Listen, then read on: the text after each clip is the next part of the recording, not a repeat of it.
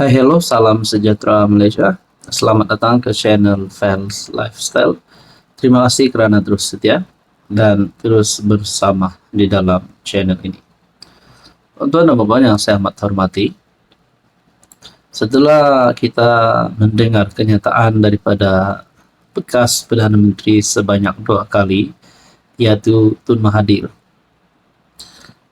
Kenyataan Mahathir yang berkata, kalau beliau jadi PM lagi, ada perkara yang beliau mahu lakukan.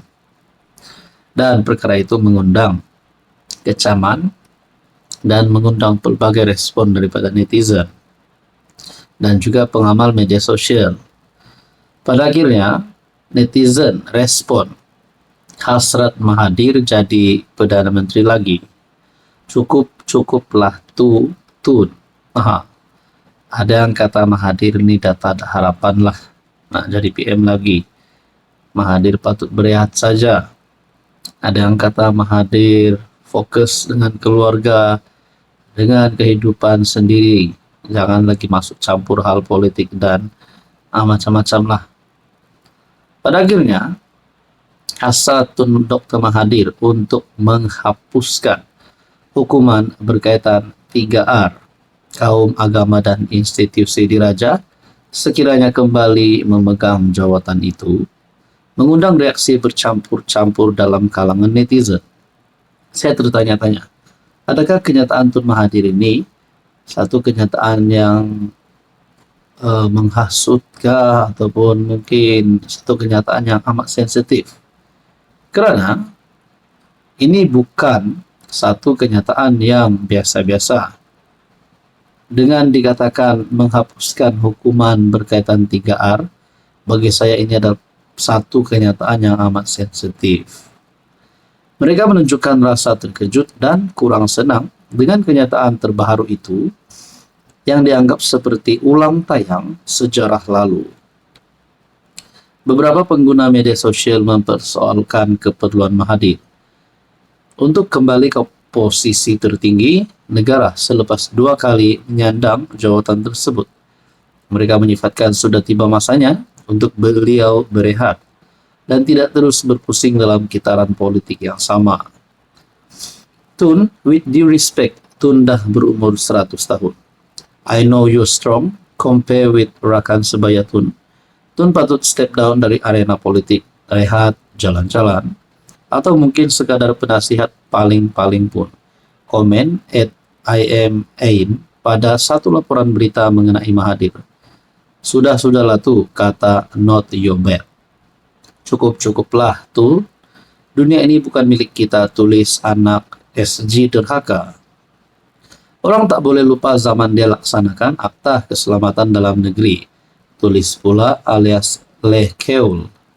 Dia kembali guys, nak buat comeback jadi PM ketiga kali. Hahaha, kata Ok Zijang. Terdahulu Mahathir yang akan mencecah usia 100 tahun pada 10 Julai. Berkata, memasukkan 3R adalah perkara pertama yang akan dilakukan jika dia diberi peluang memimpin negara sekali lagi. Jadi anda rasa, adakah ini akan membawa kepada satu tindakan terhadap Mahathir? Ataupun apa pula komen anda? Hai hello, salam sejahtera Malaysia. Selamat datang ke channel Fels Lifestyle. Terima kasih kerana terus setia dan terus bersama di dalam channel ini. Saudara-saudara, tuan dan puan yang saya amat hormati,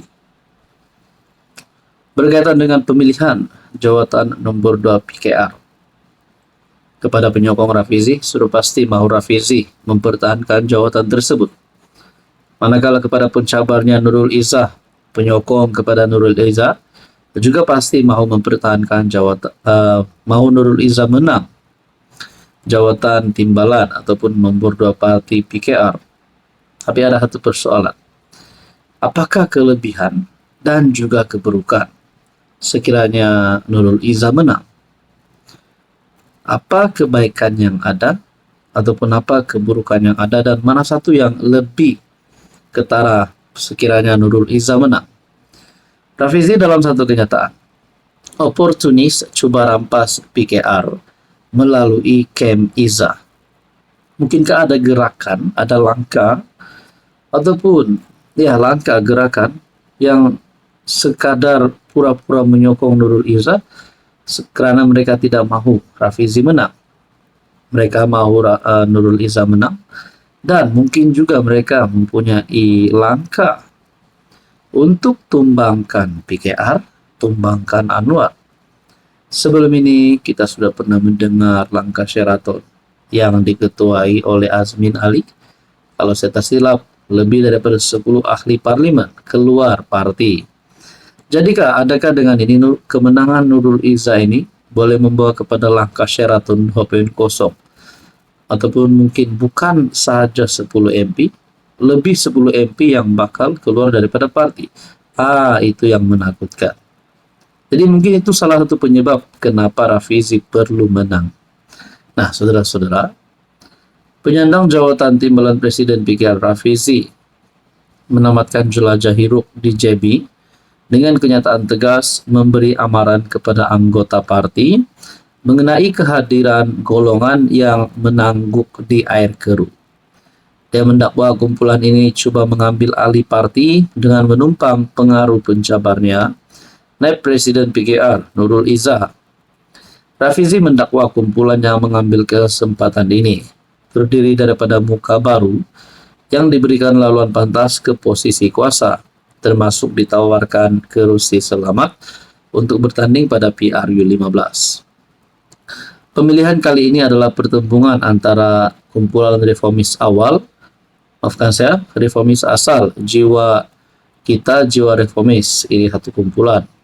Satu kumpulan lagi kumpulan menangguk di air keruh, kata Rafizi.